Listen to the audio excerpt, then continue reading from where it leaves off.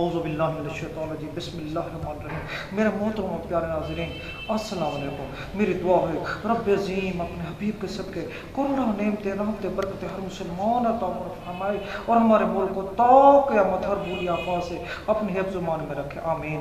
میرے محترم اور پیارے ناظرین، فرعون جس کا ذکر قرآن مجید میں آیا ہے، خدا کی دی ہوئی دنیاوی نعمتوں کو برداشت نہ کر سکا، خدائی دعویٰ کر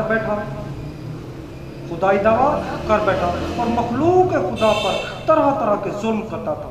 ایک بار حضرت موسیٰ علیہ السلام نے فرعون کے خلاف بد دعا کی۔ اس بد دعا کا جب اثر نہ ہوا، حضرت موسیٰ نے بارگاہ عزت میں عرض کیا، اے میرے مالک معبود، تو دیکھ رہا ہے فرعون تیری کس قدر سرکشی عطا کر رہا ہے، آپ اسے نعمتوں پہ سرفراز کیا جا رہے ہیں۔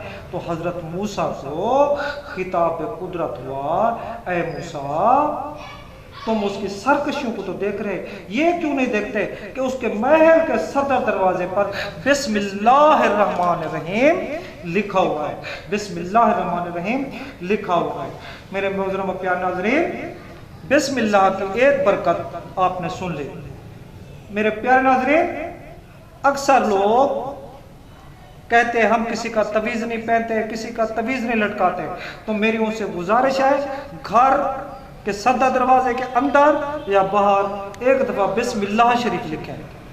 اگر اپنے گھر یا کمرے میں کسی کا بھی تعویذ نہیں لٹکانا چاہتے تو 35 مرتبہ بسم اللہ شریف لکھ کر گھر خود لکھیں، گھر کے ہر کمرے میں لٹکا دیں۔ اس سے رب کی رحمتوں کا نزول ہوتا ہے، کوئی بری آفات مصیبت گھر میں داخل نہیں ہوتا ہے۔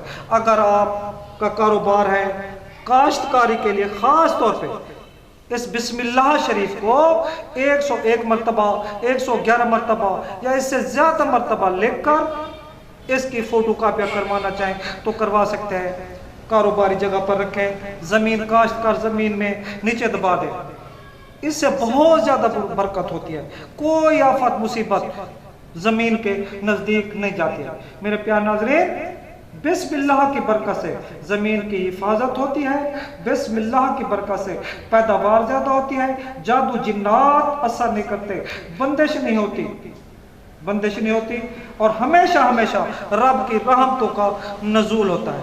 بسم اللہ کی برکت سے فائدہ اٹھائیے، بسم اللہ کے تعویذ خود لکھیے اور اس بسم اللہ کے تعویذ سے فائدہ اٹھائیے۔ والسلام۔